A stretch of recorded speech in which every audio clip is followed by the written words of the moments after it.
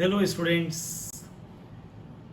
I hope कि आपने 2022 के एग्ज़ाम्स के लिए कमर कस ली होगी और समय कम है। After corona pandemic offline coaching चालू हो चुकी है, ऑफलाइन स्कूल्स चालू हो चुके हैं। आप रेगुलर स्कूल में एंजॉय कर रहे होंगे और इतने दिन से जो घर पर बैठे हुए हैं आप उससे बाहर निकल के और मज़े कर रहे होंगे, क्योंकि मैं कहता हूँ पढ़ाई तभी फ्रूटफुल और उसमें अच्छा रिजल्ट मिलता है जब एक कॉन्सेप्ट हो के मज़ा आ रहा है। क्योंकि किसी भी चीज़ में मज़ा आना बहुत ज़रूरी है, समझ रहे हैं दोस्तों। मज़ा नहीं आता है ना, जैसे समोसा खाया मज़ा नहीं आया, क्या किया, कुछ भी नहीं। खाना खाने गए मज़ा नहीं आया, तो हर चीज़ में मज़ा आना बहुत ज़रूरी है। आनंद, क्लियर, आनंद आना बहुत ज़रूरी है, क्योंकि भगवान ने ये जो दुनिया बनाई है वो आनंद लेने के लिए बनाई है, और जिस काम में आनंद आता है उसी काम में हम आगे बढ़ते हैं। रतन टाटा से एक बार ये पूछा गया कि आप ये सब काम क्यों कर रहे हैं, टाटा इंडस्ट्री, न जाने 80-90 टाटा के अंदर टाटा सन्स में कंपनीज हैं, उसमें से 15 से 20 तो वो कंपनी है जो 15 फॉर्च्यून कंपनी है। तो टाटा साहब से पूछा गया, रतन टाटा साहब से, कि आप इतना बड़ा एम्पायर है, आउट ऑफ 24 आवर्स आपको इसमें 24 आवर्स भी कभी कभी देने पड़ते हैं, तो आप ये क्यों करते हैं? तो उन्होंने कहा मुझे आनंद आता है। तो आनंद आता है, इसलिए टाटा की रिलायबिलिटी सबसे ज़्यादा है। टाटा, रतन टाटा ने जो बात कह दी उसके बहुत बड़े मीनिंग होते हैं। टाटा का कहीं भी नाम लग गया तो I am blind follower of Tata, मतलब वो चीज़ गोल्ड है। तो मेरे दोस्तों, आनंद के लिए सब कुछ किया जाता है। तो पढ़ाई में अगर आप मज़े ले रहे हैं, पढ़ाई में अगर आप आनंद ले रहे हैं, तो आप सक्सेसफुल होने जा रहे हैं, तय कर लीजिए। और पढ़ाई में आप परेशान हैं और पढ़ाई में आप आनंद नहीं ले पा रहे हैं, तो मान लीजिए आपको सफलता आपको मिलने वाली है नहीं है। और आपको अगर सफलता चाहिए तो उस पर आनंद पे आना पड़ेगा। तो पढ़ाई में आनंद कैसे आए, वो इजी कैसे हो जाए, तो ये छोटा सा फोटोग्राफ आप देख रहे हैं एनसीईआरटी बुक का है।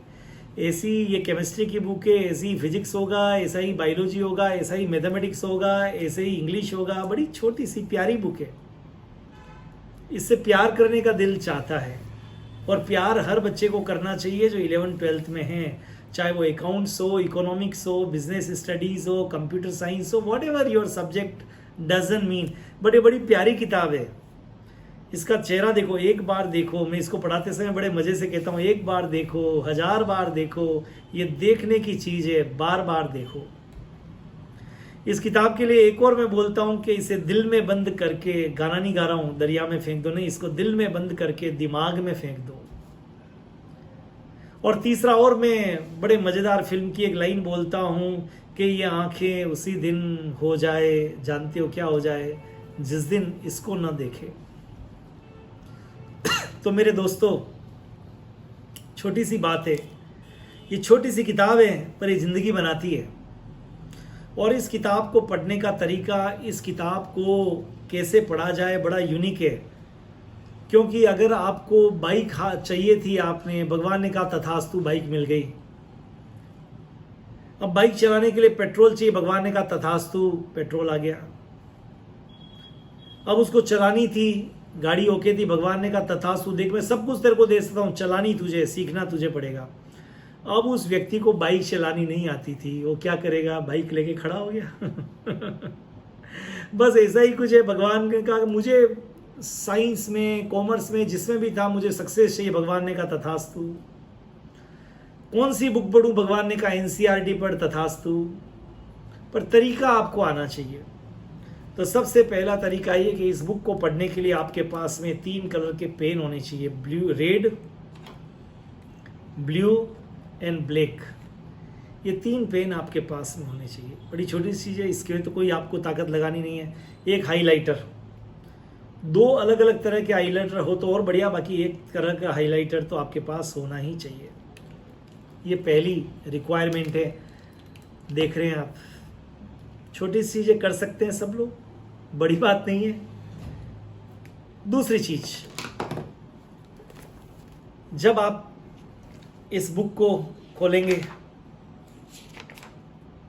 कोई भी चैप्टर, एनी चैप्टर, कोई भी चैप्टर, जैसे फॉर एग्जाम्पल आप क्लास 11th में हैं या आप मेडिकल की तैयारी कर रहे हैं, आप इंजीनियरिंग की तैयारी कर रहे हैं, कोई भी तैयारी आप कर रहे हैं और कोई भी चैप्टर आपने चालू किया है, मान लीजिए एक चैप्टर आपने चालू किया है केमिकल बॉन्डिंग जो आपके टीचर पढ़ा रहे हैं, right, chemical bonding and molecular structure.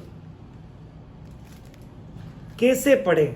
सबसे सरल तरीका, ये उसका पहला पेज है जिस पे इंट्रोडक्शन होता है, और ये जो पहला पेज है जिस पर इंट्रोडक्शन होता है, उस पूरे पेज को अगर आपने, कई टीचर कहते हैं एनसीईआरटी को लाइन से लाइन पढ़ लो, लाइन से लाइन तो पढ़ लें हम, टाइम कितना जाएगा?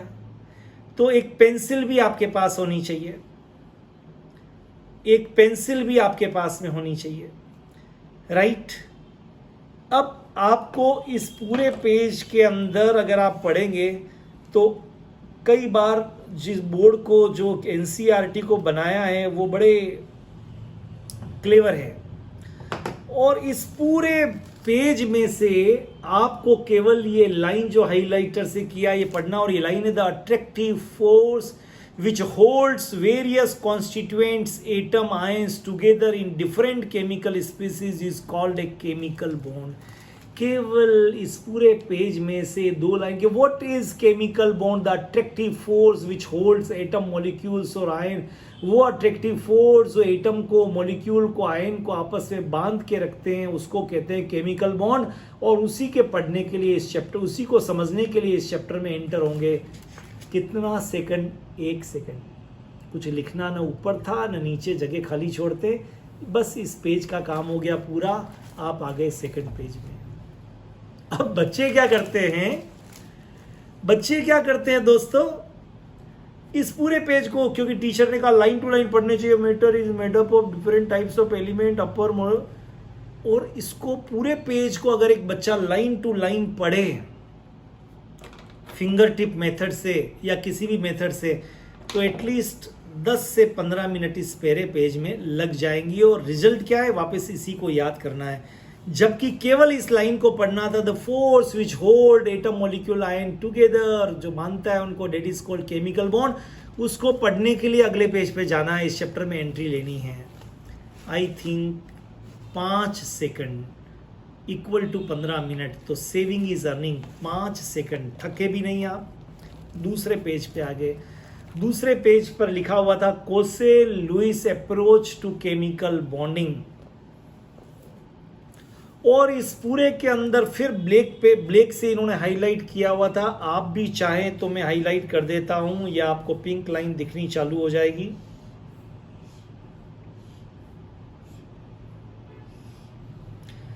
और आपको 2-3 शब्द यहाँ हाईलाइटर से मैंने किए हैं, आपको मालूम चल जाएंगे।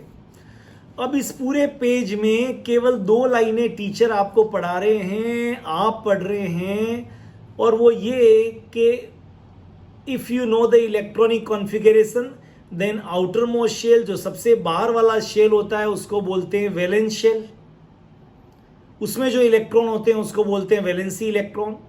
और अगर आप उन इलेक्ट्रॉनों के साथ उस एटम को बता दो तो that is called Lewis structure, Lewis dot formula.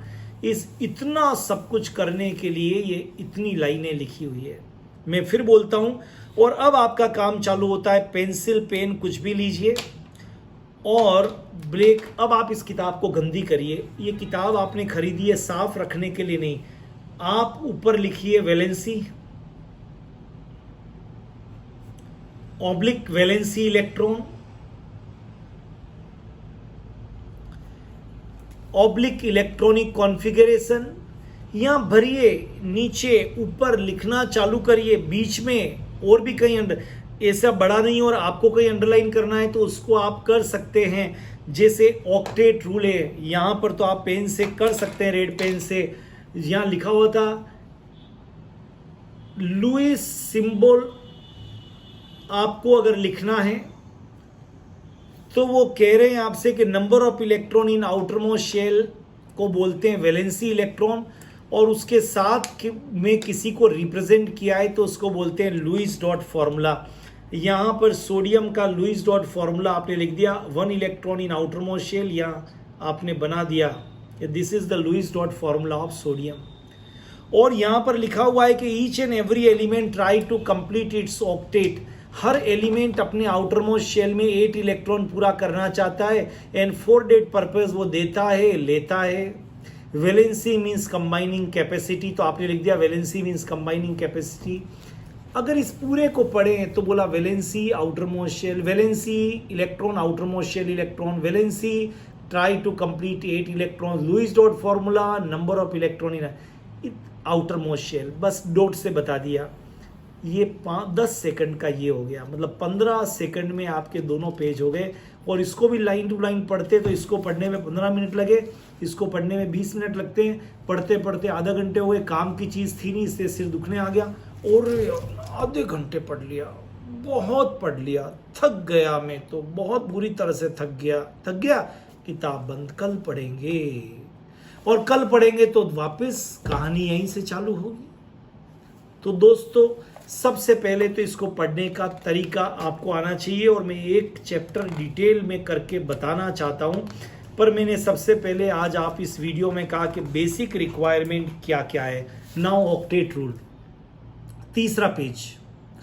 Octet rule कहता है कि इनर्ट गैसेस जो होती है helium, neon, argon, krypton, xenon, radon, उन सब के आउटर मोस्ट शेल में 8 इलेक्ट्रॉन्स होते हैं। तो हर एलिमेंट ऑक्टेट कंप्लीट करना चाहता है और फॉर डेट पर वो देता है, लेता है या शेयरिंग करता है। तो इसको ऑक्टेट रूल कहते हैं। अगर किसी एलिमेंट में ऑक्टेट से कम इलेक्ट्रॉन होते हैं फिर भी वो स्टेबल कंपाउंड बना लेता है तो उसको कॉन्ट्रैक्शन ऑफ ऑक्टेट रूल कहते हैं, जैसे BeCl2।